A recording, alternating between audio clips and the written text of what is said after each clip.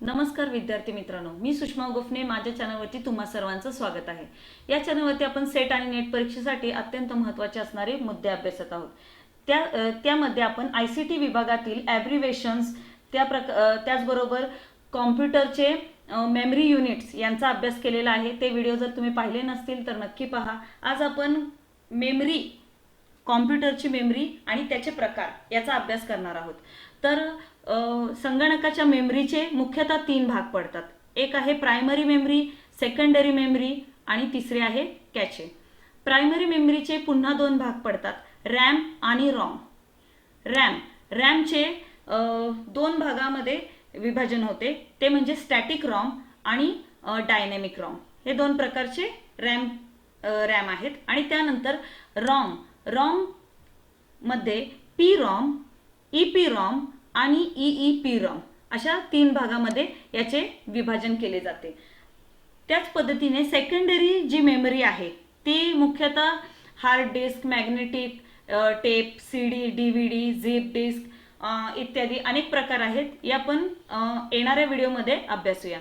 तर आपण सुरुवातीला डिटेलमध्ये रॅम आणि रॉम हे काय आहेत यांचा अभ्यास सुरुवातीला आपण करूयात.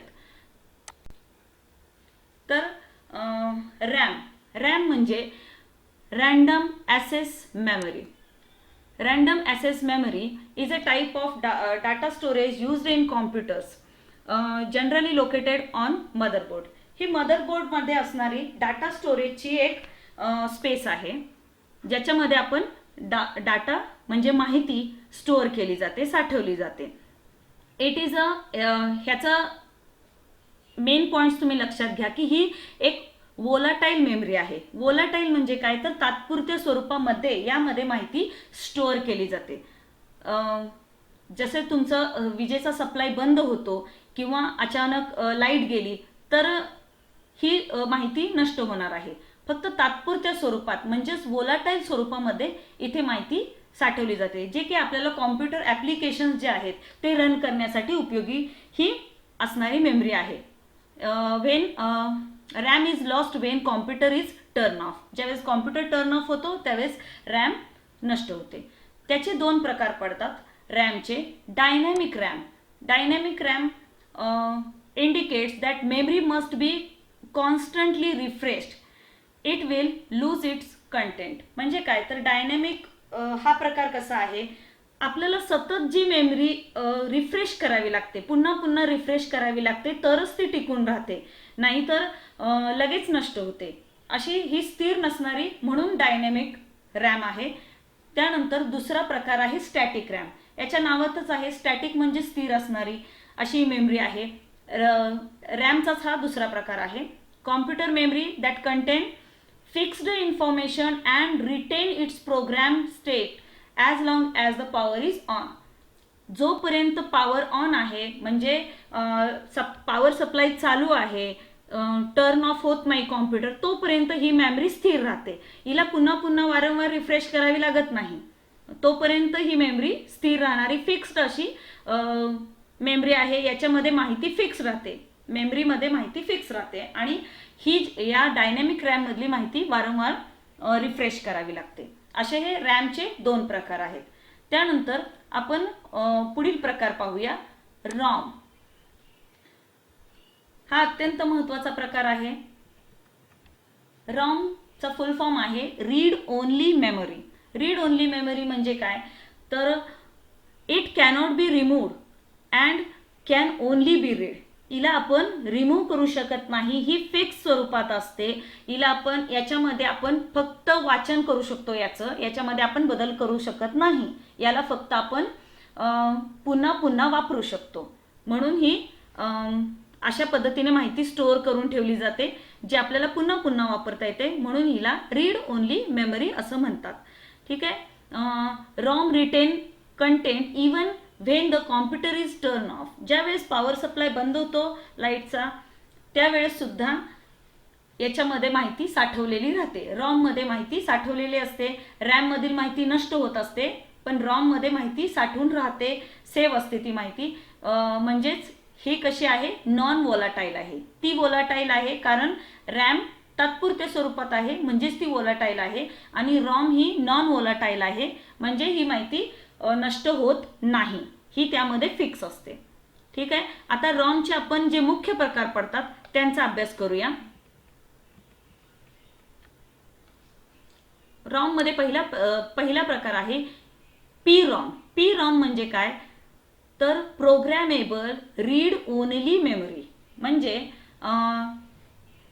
ही अशी मेमरी आहे की जी सुरुवातीला ब्लँक असते, इनिशियली ब्लँक आहे ही मेमरी, परंतु जे मॅन्युफॅक्चरर असतात किंवा जे युजर असतात ते सुरुवातीला त्याच्यामध्ये डाटा भरत असतात, माहिती त्याच्यामध्ये साठवून ठेवलेली असते आणि ती माहिती आपल्याला बदल करता येत नाही. एकदा ती चिप तयार झाली की त्याच्यामध्ये आपल्याला बदल करता येत नाही, ती माहिती इरेज करता येत नाही किंवा कोणताही बदल करता येत नाही. त्यामुळे ह्यातला डाटा फिक्स राहतो आणि याला आपण पी रॉम असे म्हणतात. तर the error cannot be erase. जरी त्या माहितीमध्ये इन्स्ट्रक्शनमध्ये जर काही एरर असतील, एरर म्हणजे चुका असतील, तरी सुद्धा आपल्याला ते इरेज करता येत नाही. आणि जर चुका जर झाल्यास तर पी रॉम चिप बिकम अनयुजेबल, तर ती अनयुजेबल होऊन जाते. म्हणजेच एकदा कायमस्वरूपी असणारी ही चिप आहे ज्याच्यामध्ये आपण माहिती कायमस्वरूपी फीड केली जाते, ती पुन्हा पुन्हा बदलता येत नाही. मग ह्याला म्हणून प्रोग्रामेबल रीड ओनली मेमरी असं म्हणतात. ती रॉमचा प्रकार आहे म्हणून रीड ओनली मेमरी, परंतु कशी प्रोग्रामेबल आहे. ठीक आहे. त्याच्यानंतर पुढचा आहे ईपी रॉम. ईपी रॉम म्हणजे काय तर erasable programmable read only memory. तर पी रॉम मध्ये आपल्याला बदल करता येत नव्हता, बट ईपी रॉम मध्ये मॅन्युफॅक्चरर किंवा जे युजर असतात ते बदल करू शकतात. इनिशियल स्टेजला जोपर्यंत त्याचं फिक्स होत नाही चिप, तोपर्यंत मॅन्युफॅक्चरर याच्यामध्ये बदल करू शकतात. कशाच्या साह्याने तर chip can be erased by using special devices and ultraviolet raise.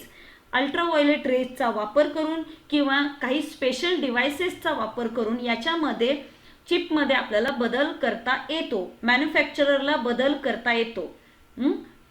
परंतु एकदा फिक्स झाल्यानंतर ती पुन्हा फक्त आपल्याला वापरता येते, त्याच्यामध्ये पुन्हा आपण बदल करू शकत नाही. When EPROM is in use it contents can only be read. त्याच्यातला जो कंटेंट आहे तो फक्त आपण वाचू शकतो, पुन्हा त्यामध्ये बदल करू शकत नाही. परंतु मॅन्युफॅक्चरर जे आहेत ते सुरुवातीला त्याच्यामध्ये थोड्याफार प्रमाणामध्ये इरेजेबल असते, स्पेशल डिव्हायसेसचा वापर करून ते बदल करू शकतात थोड्याफार प्रमाणामध्ये. त्यानंतर आपण पुढची मेमरी बघूया. हा तिसरा प्रकार आहे रॉमचा EEPROM म्हणजे electrically erasable programmable read only memory. EEPROM. This kind of ROM can be written or changed with the help of electrical device. आत्ताच आपण पाहिलं EPROM. PROM मध्ये सुरुवातीची जी PROM आहे त्याच्यामध्ये अजिबात बदल करता येत नाही.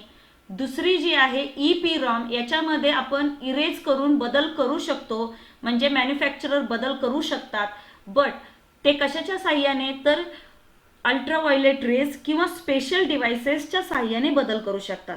आणि ही तिसरा जो प्रकार आहे EEPROM, याच्यामध्ये इलेक्ट्रिकल डिव्हायसेसच्या साह्याने आपल्याला बदल करता येतो सुरुवातीला आणि त्यानंतर ती फिक्स होऊन जाते. एकदा ती चिप फिक्स झाली की त्यामध्ये काही बदल करता येत नाही, फक्त आपण तिला रीड करू शकतो, वापरू शकतो. परंतु जोपर्यंत मॅन्युफॅक्चरर सुरुवातीला त्याच्यामध्ये बदल करू शकतात इलेक्ट्रिकल डिव्हायसेसच्या साह्याने, त्यामुळे याला EEPROM असं म्हणतात. Electrically erasable programmable read only memory. ठीक आहे. इथपर्यंत प्रकार तुमच्या लक्षात आले. आता पुढचा एक रजिस्टर छोटासा प्रकार आहे, अगदी हा सुरुवातीचा प्रकार आहे. ही कॉम्प्युटरमध्ये असणारी अशी स्पेस आहे मेमरीची की ज्यामध्ये अत्यंत स्मॉल छोटासा डाटा आपण सेव्ह करू शकतो, डाटा त्याच्यामध्ये सेव्ह राहतो. ठीक आहे. Register is one of the small set of data holding places that are part of computer process. Computer प्रोसेसचाच हा एक भाग आहे. आणि रजिस्टर मे होल्ड इन्स्ट्रक्शन. त्यामध्ये काय साठवून ठेवलं जाऊ शकतं तर इन्स्ट्रक्शन, स्टोरेज, ॲड्रेसेस और एनी काइंड ऑफ डाटा, किंवा छोटा छोटा कुठलाही डाटा आपण सेव्ह करून ठेवू शकतो त्याच्यामध्ये. अत्यंत लहान असणारी ही स्पेस आहे, बट ही सगळ्यात फास्ट असणारी मेमरी आहे.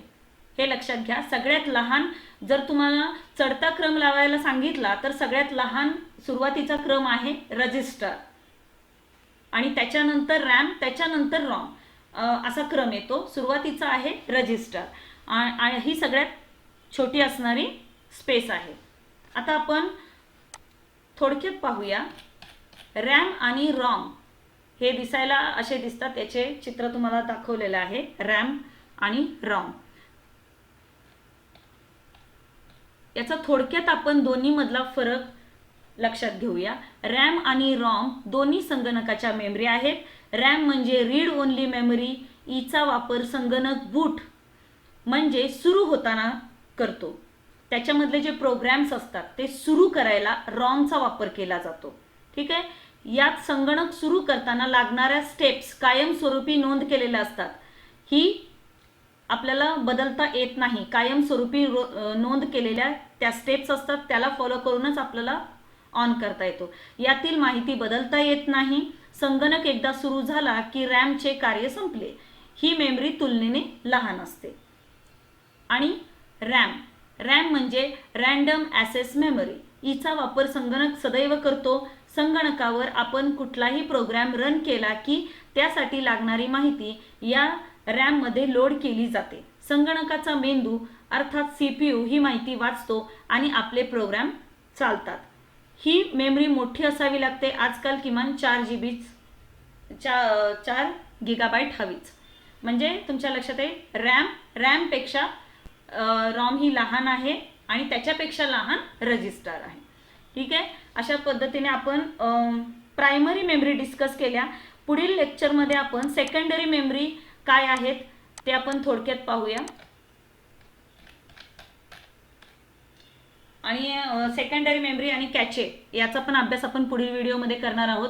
तर माझे जर व्हिडिओ तुम्हाला आवडत असतील, हेल्पफुल वाटत असतील तर माझ्या चॅनलला नक्की सबस्क्राईब करा. त्याच्या खाली असणारं बेल आयकन नक्की क्लिक करा, जेणेकरून माझ्या नवनवीन येणाऱ्या व्हिडिओचे अपडेट तुमच्यापर्यंत पोहोचतील. आणि तुमचे मित्रमैत्रिणी जर सेट आणि नेट परीक्षेचा अभ्यास करत असतील तर त्यांच्यापर्यंत व्हिडिओ शेअर करा. आणि पुन्हा भेटूया. धन्यवाद.